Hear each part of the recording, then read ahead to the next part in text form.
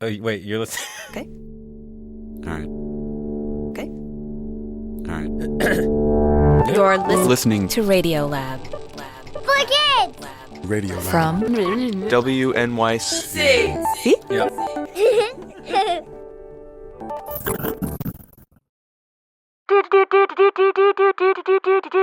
We interrupt your regular Terrestrials programming to bring you breaking news in the world of space and poetry. That's right, breaking space poetry news, because NASA has just launched a spaceship from planet Earth that will travel all the way to one of Jupiter's moons, a moon called Europa. And that spaceship is carrying fuel and radio transmitters and telescopes and thermal cameras and a poem. That's right, a poem that will head out all the way into the stars. Yes, I am really serious about all this. This is totally real. So why? Why send a poem into space? And why launch it toward that one moon in particular? Because Jupiter has like dozens of them?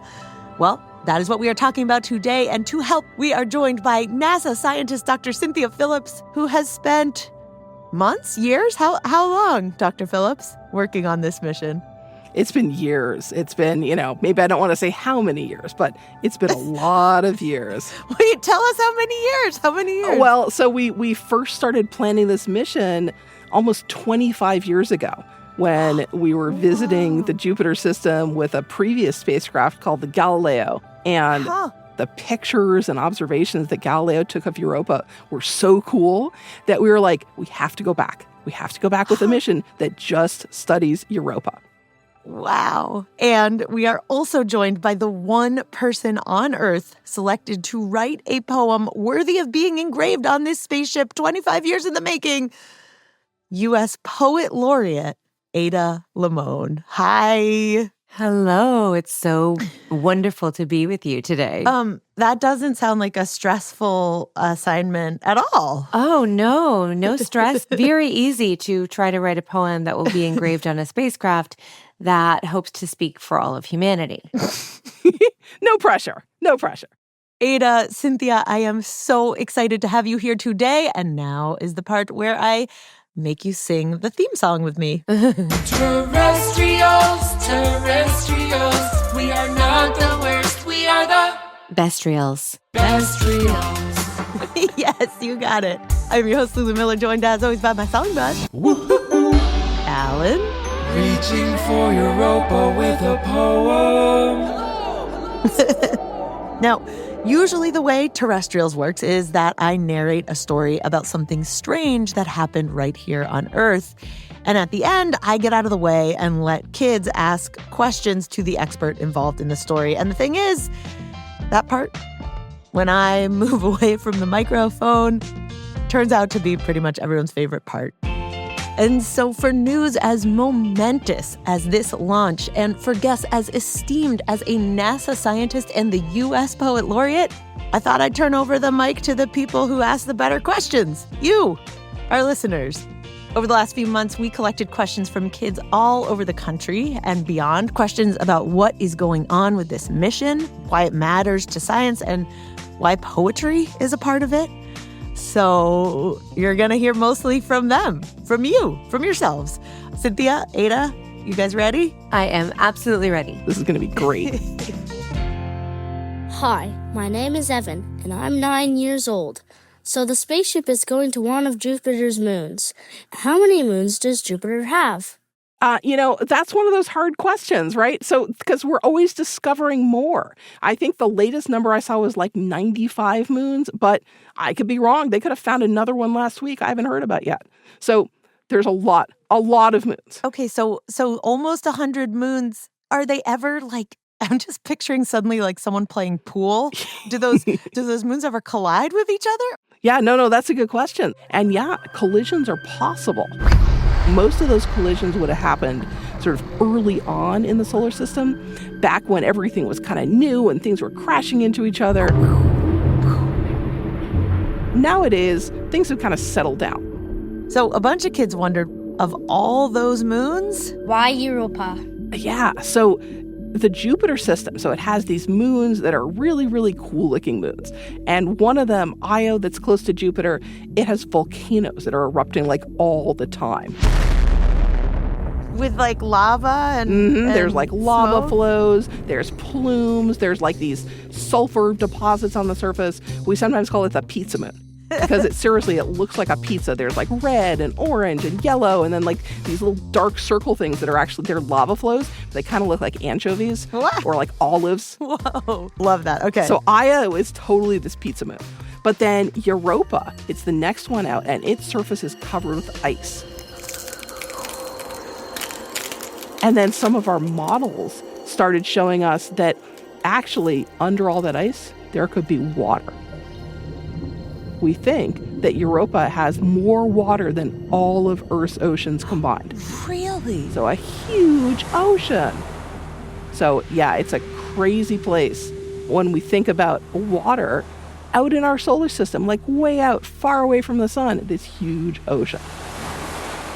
Gosh, an ocean in space. Yeah. Turns out the tagline to NASA's mission to Europa is exploring Jupiter's ocean world. The reason why we've been working on this Europa mission for 25 years is that as soon as we found that ocean, we were like, there could be life in that ocean. Wow. Hi, I'm Lennox. I'm 9 years old. I heard that the spacecraft is called the Clipper. Do you know why it's named that?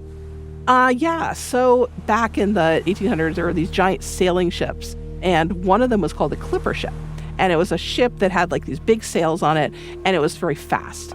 And so they kind of like the imagery of, this sailing ship.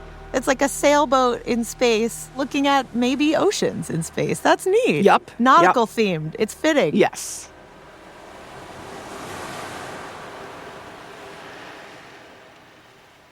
Hi, my name is Arna Vudravaju. I'm 10 years old. My question is, how big is the spacecraft? The whole spacecraft is going to be as big as a basketball court. Oh. So it's going to be gigantic. This is actually one of the biggest spacecraft that we've ever built and launched. Wow. And just to be clear, there aren't any humans going on it, right? It's purely machine? Yeah.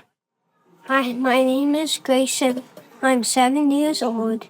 My question is, what if the spacecraft blows up? That's one of the scariest things about launch. Once it launches, once it's safe in space, then the chances of it blowing up are pretty small. But yeah, that's one of the scariest parts of working on a mission like this. You could spend 25 years working on something and it doesn't work. Something happens, something blows up. What on earth would you do if it did? I'd cry. Seriously. Like, I'd cry. Because this is, the spacecraft's like a friend.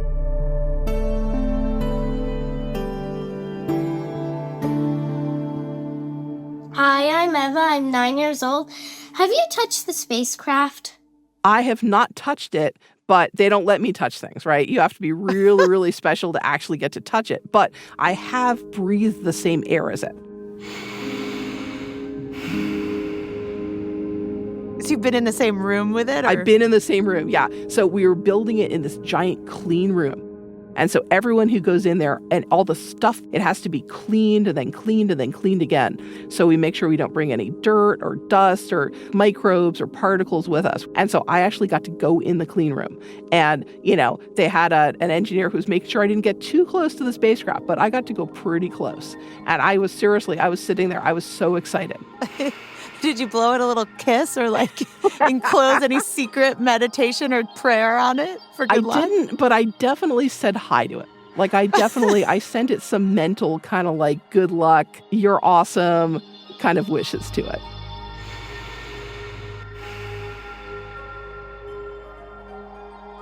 All right. Well, switching gears to the poem engraved on the surface of that very spacecraft. A ton of kids asked a version of this question, but I'm going to toss it to Jude, aged 5, who, when he heard that NASA was sending a poem into space, asked simply, What for? That's a really good question. So NASA has a tradition of putting little messages on its spacecraft. And one of the most famous was one that went on the Voyager spacecraft. So these were two spacecraft that were launched in the 1970s. They're actually still going. And we think in, like thousands of years, they might make it to a different star system. Wow. And so when the spacecraft were being designed, scientists realized that maybe if there's an alien civilization out there, these spacecraft might be the first signs of Earth that they ever find. And so they wanted to put a message on it, and they put it in the form of what's called the golden record. So like an actual physical record, like the kind you'd put on an old-fashioned record player to play music? Yeah, but instead of just putting music, they put sounds from Earth. So they put people talking. In 55 different languages. Hola y saludos a todos. And they put sounds of nature. Birds, chimpanzees, whale song. A mother soothing her baby. Oh, come on now. Songs from India, Senegal, Peru. The sound of a train, of thunder, of a kiss. And they basically put all sorts of things that represent the Earth and humanity as a species. How beautiful. Yeah, and there's even like a little map on the record that maybe an alien civilization could use to figure out where this thing came from. Huh.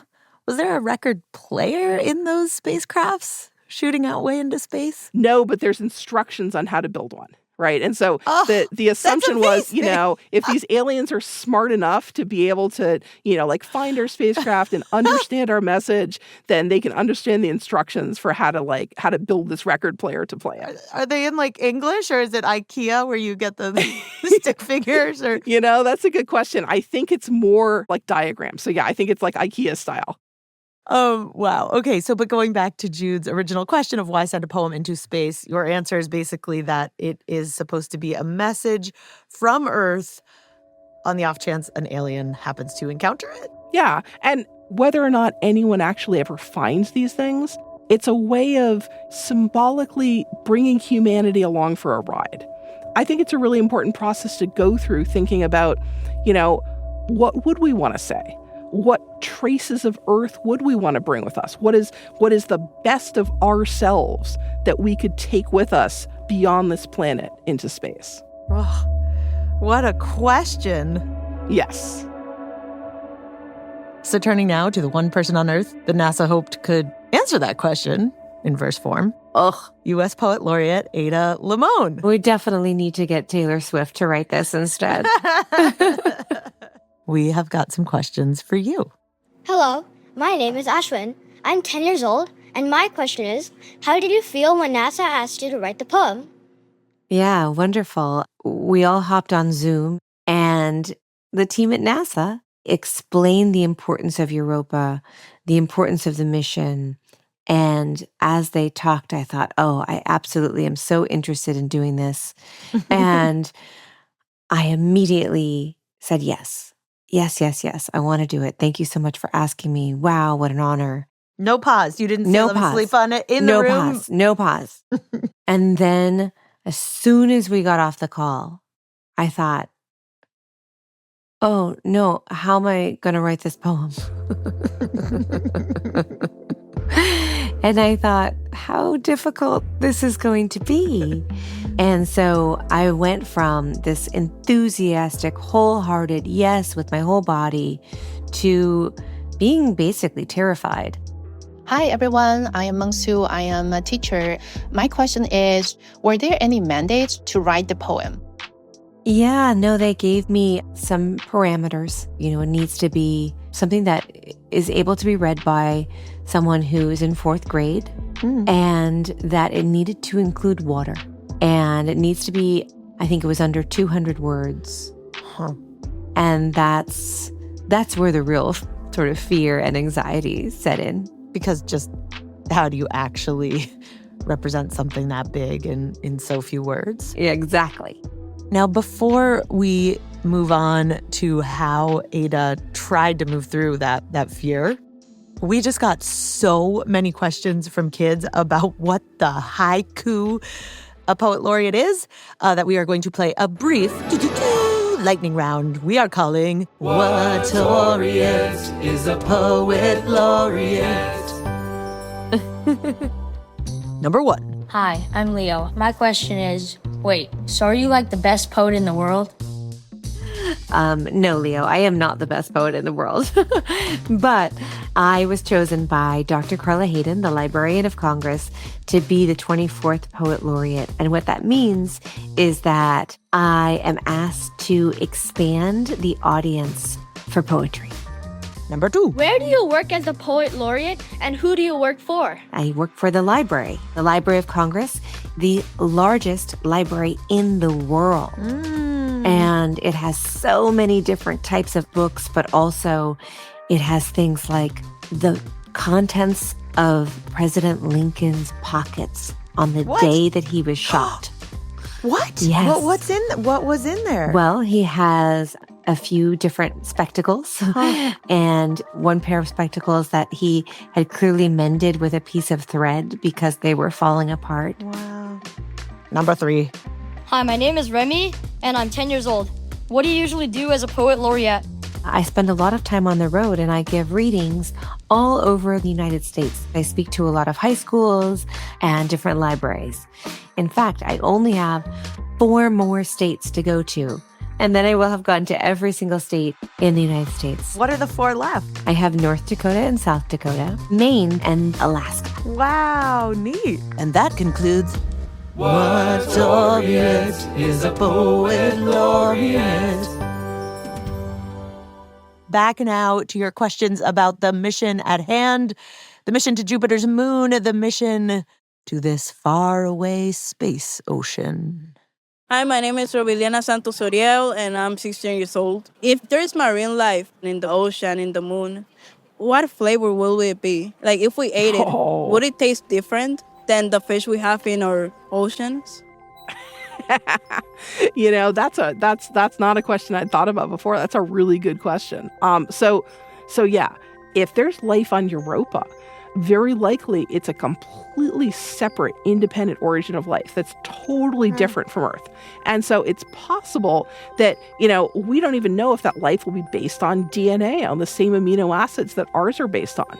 And so if we find life on Europa, there's no guarantee that it even would be edible for humans. But maybe we'll have discovered like a new flavor of the tastiest fish ever. And any guesses from little things you know about anything about its chemical composition? Like, I don't know what it might, like, would it taste a little more nitrogen-y? Yeah, like if you're making a frozen drink out of Europa, what would it taste like? You know, you're making a slushie, right? And so you take some of Europa's ice, and then it would have to be a little bit salty. It could have like sulfur raining down from one of nearby Io's volcanoes. And be kind of stinky. Would it maybe be fizzy? Like if there's carbon dioxide up there? Yeah. You know, probably the chances are it's much more likely to be gross than it is to be delicious, but you never know. It's an icy, salty, fizzy slushy. Maybe sour, maybe stinky. Probably won't want to drinky. Slurp, slurp. All right, well, the spacecraft that just might be able to get better answers to that question has just begun its long journey to Europa. And when we come back, we are going to hear the poem that Ada finally wrote and hear questions from you about what it means. Stick with us.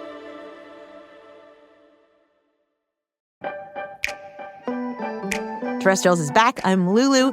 And right now, as I say these words, a spacecraft is hurtling through the stars toward one of Jupiter's moons called Europa, a moon that likely has an ocean on it. And by the way, if you would like to watch video of the actual launch of the spacecraft and read updates on the Clipper, you can do that by heading on over to NASA Plus. That's plus.nasa.gov. When we left off, U.S. Poet Laureate Ada Limón had been asked to write a poem that would be engraved on the outside of the spaceship to represent a message from all humanity. No bigs. But she was stuck, like real stuck, terrified. So we resume with the tale of what she did to move through that. which we learned about thanks to questions from kids all over the world. My name is Elizabeth, and I'm 10 years old. And my question is, what steps did you take to write the poem? Well, I had about 3 months to write the poem, and I was going to Hawaii to a town, I'm not kidding, named Haiku. And I was staying in the house of a former U.S. Poet Laureate, W.S. Merwin. And so my husband and I went there. It's inside an incredible palm forest, all of these beautiful different varieties of palm trees. And so I got to watch all of the different species of birds and all the geckos inside and outside the house. And I had this real space to think and sit with the idea of what I wanted to offer. And so I began writing the poem. I was trying to imagine the audience being sort of out in space, right? Whether there were other beings out there, whether the audience was the stars themselves. I kept imagining a loneliness. And I would read a draft to my husband, and he would say, you know, I think you need to stop writing a NASA poem. What do you think your husband heard when he said that? I think he was hearing maybe more of a scientific approach, more stiff and formal type of writing, maybe more of following the assignment, thinking of it as presenting facts about Europa. Poets have one really beautiful way of procrastinating. And let me tell you about it. Okay. What we love to do is research. And it means that instead of writing the poem, I think, you know what? I'm going to go Google everything about this moon of Jupiter. And it's a wonderful distraction, and it's a great way of learning. But it often doesn't actually help you make the poem. But it is our way of just not writing. So I think that that's part of what I was doing, was thinking, oh, I'm going to teach people about Europa. And that's what he was hearing. And so what I needed to shift was, oh, no, I need to speak to Europa and have this be a reaching out. Was there anything that, like a bird or a tree or a moment that led you down the right path, or the rabbit hole that would then turn into the more us poem? I don't know, there might not be, but do you have anything in your head? Yeah. I was in Hawaii, and I was staring at this palm frond, and the palms really move. They sort of glow and move. They have a bounciness to them in the wind. And there was a little gecko that was stuck on the underside. It was completely upside down, and he was hanging on this palm frond. And I thought, how amazing. That little dude is just, bouncing in the wind back and forth. And I thought of the line, we too are made of wonders. We too, meaning like both Europa and Earth, are made of wonders? Yeah, that's where the poem shifted. Then I realized that really the audience was us, here on this beautiful planet. And it includes everyone on Earth, and it also includes plants and animals. So it needed to be from all of us to all of us. And the I, me, Ada, had to be taken out of it.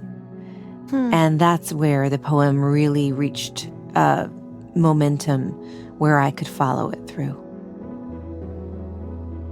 Hi, my name is Madhav Sharma. I am 11 years old. What did you struggle with to come up with in this poem? Oh, that's a great question. I think that what I struggled with the most was how to use a we. To be honest, I am someone that's always been a little suspicious of a we. As a Latina, as a woman, there are times where I even think of we the people, and I think, am I included in that we? I want to know if I'm included in that we. And that, of course, is from our Constitution. Exactly. And so I think that as a poet, I often don't use we. And so I think the most difficult thing I had to do was actually surrender to the we and remember that that the we had to represent everybody and to try to include trees and animals and plants. And so I had to really release that idea of the I and make room for my most communal voice. And that was where the poem took hold. Really took hold. That poem is now engraved into the spacecraft, and Ada's words are literally touching the cold of space, collecting stardust as they blast toward Jupiter's moon. She did it. She found a way to write a message from all of us here in this water world to Jupiter's water world in under 200 words. All right. Well, would you be up for reading it? I would be honored. In Praise of Mystery, a poem for Europa. Arching under the night sky, inky with black expansiveness, we point to the planets we know. We pin quick wishes on stars. From Earth, we read the sky as if it is an unerring book of the universe, expert and evident. Still, there are mysteries below our sky. The whale song, the songbird singing its call in the bough of a wind-shaken tree.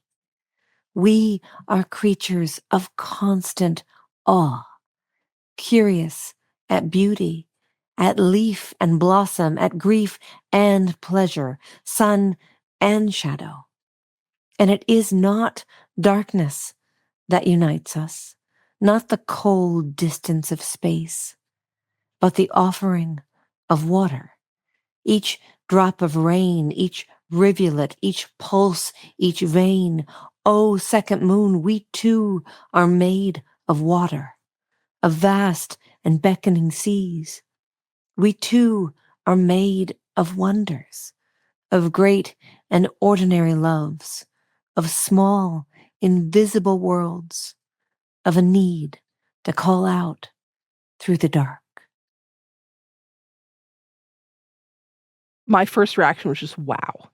NASA scientist Cynthia Phillips again. And I think my second reaction was also, wow. We got to visit the Jet Propulsion Lab. We got to see the Europa clipper being built in the clean room. And I went into a sound booth and recorded the poem. And I think I did it maybe 3 or 4 times. And when I came out, I hadn't realized that the sound was being pumped into the next room over. Oh my goodness. If I thought reading it myself was amazing, listening to her read it, it makes me tear up, honestly. When I came out, everyone was crying and clapping. Oh.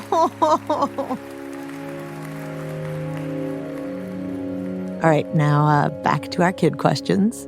Hello, my name is Owen. I'm 10 years old. My question is, why do the words in the poem not rhyme? Let me tell you, I love a good rhyme. There are a few moments, if you read closely, there are some rhymes. Let's see if I can read one for you. Okay. We are creatures of constant awe, curious at beauty, at leaf and blossom, at grief and pleasure. Wait, where is it? Leaf and grief. Yeah. If you see each drop of rain, each rivulet, each pulse, each vein. Rain and vein. So actually, there are rhymes throughout the poem, my friend. My name is Amy. My age is 13. The line that I liked was, we too are made of wonders, of great and ordinary loves. What does ordinary loves mean? Oh, I love that you asked that question. You know, I was thinking about how poets and artists and all of us, we like drama. We like big loves. We like really epic stories. And I wanted to praise the little loves. Maybe it's the love between two friends and they're just friends and they can say, I love you. Maybe it's like just like you and your mom and you can say, oh, I love my mom. The moment where you can say, oh, I love that coffee cart guy who always gives me the good donut. I love that bird in the tree. I love that every day when I get on this bus, that particular bus driver always says howdy instead of good morning. And that line again in the poem, you're talking about the similarities with Europa and the water up there and also the ordinary loves up there. What kind of ordinary loves do you imagine might be on Europa? Yeah, I'm so curious because it could just be, the way certain elements love each other so that they bond, Yeah. It's just different kinds of attachments that happen every day. Hi, I'm Samana. I'm 13 years old. My question is, the things we've set up so far mostly focuses on the good parts of being human, but what about the bad parts, like war and climate change? Yeah, I think that's a great question. I don't want to not recognize how hard we can be on one another and the destruction that we're so deeply capable of. And that's there in the poem. That's one of the reasons that I wanted to put in grief and pleasure. That there's sun and shadow, but then it's followed by the line, it is not darkness that unites us. The selfishness, the lean towards war, the things that keep us separate. I don't think that those things define us. Okay, well, speaking of sending up the less good parts of us, I have a question myself for NASA scientist Cynthia that is going to really switch gears here. My colleague, Latif Nasser, told me there might be some poop on the moon, on Earth's moon, because when Neil Armstrong and Buzz Aldrin, the first astronauts who landed on the moon, when they were up there for a while and they had to go, and then they just left it in a baggie that's probably still there. Is that true? That is actually true. So we've sent 12 astronauts to the moon. Then, when you gotta go, you gotta go, even if you're an astronaut, even if you're on the moon. So there literally are bags of trash on the moon that had astronaut poop in them. And, it's kind of a gross thing to think about, but there are scientists who like thinking about really gross things. And so they've actually thought about, that poop has now been there for like 50 years sitting on the surface. Could any of it, and you think about your poop, like, why is it so gross? It's because it's filled with bacteria. Like, could any of it have survived there for 50 years? We have no idea. But isn't that kind of an interesting question? It's a gross question, but it's kind of an interesting question. You could find out, right? If we went back and opened the bag and yes. So are there little bugs in there? So literally, NASA people have actually thought about designing a mission to go back and bring back an Apollo astronaut trash bag from the moon, bring it back to Earth and study it and look at those poop samples and see, are there any microbes that managed to somehow survive on the surface of the moon for 50 years. Wow. So, it's a gross question, but it's not a crazy question. No, it's profoundly interesting scientifically. Yeah, it is. It is. And I guess instead of calling that the famous Apollo mission, which is Greek for sun, you could call it, I'm just looking this up, Kaka. The Kaka mission, which I think we all know what that is Greek for. I love it.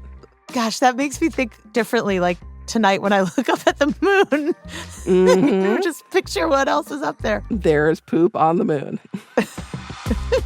Thanks for going with me there. All right. Last few kid questions before we let you both go. This one's for Ada. Hi, my name is Eli, and I'm 14 years old. Do you feel like a part of you is going to space? I do. I do feel like a part of me is going to space. Because I made the poem and the line breaks and the stanza breaks, that you have my own breath in it. The way that I read it, the way that I, made the poem. And So in some ways, it is my little human breath is going. My name is Caitlin, and I'm 14 years old. I want to know why people would think that people in Europa would speak English if there's people on our planet that don't even understand English. That's a great question. We've transited messages into space using radio waves, and those messages have been encoded using math. Because we think that math is probably a much more universal language than, say, like English or Spanish or something.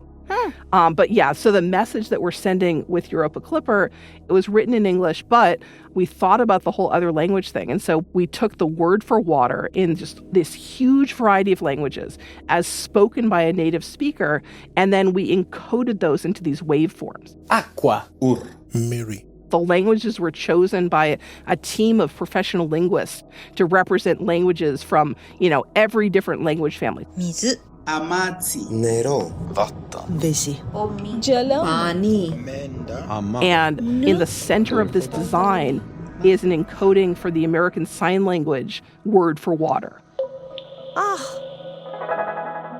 That sign, by the way, is made by holding up your 3 middle fingers like a W and then bouncing them against your chin a couple times. Yeah. I love that. Hi, my name is Ashantea, 13 years old. How can feel the astronaut when they go to the space, how they feel a long time with they don't have families or friends with them? Yeah, that's a really good question. So yes, I think that being in space is an intensely lonely experience. What I've heard from astronauts who are up on the International Space Station, the favorite thing that they like to do whenever they have time when they're not working or sleeping is they like to look out the window down at the Earth. So yeah, I think that they miss their friends and their family and their homes. I think it's hard. I think it's a really exciting and fun thing to be an astronaut, but it's also a hard job. And you think that looking out the window is a kind of longing? Is a kind of evidence of loneliness? To say, yep, the Earth is still there, I will get to go home.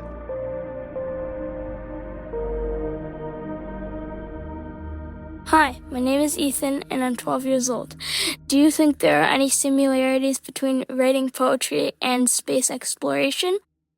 I think there really are. When you write a poem, you're trying to, in a few words, capture something that's bigger than the poem itself. And you think of a spacecraft. It's something that's crafted. It's something that's engineered, that's created. Craft, right. Right? And, poetry, right? You're crafting a poem. It's kind of the same hands-on sort of almost artisan nature in both cases, right? So you're crafting it, but then you send it out into the world. You send it out into space, and you see what comes back. I can imagine what, say, the new pictures of Europa are going to look like, but I have no idea. It might find things that we never dreamed of when we built the spacecraft. Just like a poem or a song can take on meaning and resonance beyond kind of what was originally intended. And that's what's sort of fun about poetry, is that it begins in curiosity and then it ends in more curiosity. And exploration is the same way. We begin with a question, we get a little bit of an answer, and that means, that leads us to another question. I love that. It's like all the intense crafting of a spaceship or a poem that comes from the human mind gets you somewhere so far beyond the human mind. Yeah. All of the arts and science in that way exist in questions, in wonder, in interrogation. They really make a beautiful pairing. Well, that is a perfect place to leave it. Ada, Cynthia, congratulations on the launch. I will be crossing my fingers as your words and work continue out into the unknown. Thank you so much for talking with us. Thank you so much. It has been such a pleasure to talk with you all. Thank you for such great questions. This was really fun. A few exciting tidbits before we go. First of all, Ada's poem is now available as a gorgeous children's book. It's called In Praise of Mystery. It's also available in Spanish, Elogio al Misterio. The illustrations are by Peter Cease. They are celestial and beautiful. Get a copy. Wrap up in the poem and all its imagery. big shout out to Latif Nasser and his TV show called Connected, which you can watch on Netflix. That is where he talks about the poop stuff. He has a whole episode about poop, not just on the moon, but also in other places. Go check that out. He is just as wonderful on TV as he is on the radio. And finally, if you would like to keep tabs on the Clipper as it heads out to Jupiter's moon, see photos, read updates, and so much more, you can do that. Just check out the links right there in our show notes. Terrestrials was created by me, Lulu Miller, with WNYC Studios. This episode was produced by Anna Gonzalez, Mira Burt-Wintonic, and me, with help from Tanya Chawla, Alan Kafinsky, Sarah Sandbach, Valentina Powers, and Joe Plord. Fact-checking by Natalie Middleton. Huge special thanks to the teachers and schools we worked with, including Simone Larson, Sarah Gates, Caleb Wagner, Street Lab, CMSP 327 in the Bronx, go Sharks, and to WNYC's awesome community partnerships editor, George Bodarky, and to Gretchen McCartney, Michael Tackens, Vaughn Ashley Fielder, and biggest thanks to all the Badgers, kids with badgering questions from all over the country. Literally hundreds of you with great questions. We couldn't get to all of them, but we appreciate all of you. Support for Terrestrials is provided by the Simons Foundation, the Arthur Vining Davis Foundations, the Calliopeia Foundation, and the John Templeton Foundation. Thank you. Catch ya in a couple spins of this watery, old planet of ours. Blowing a kiss to the Clipper.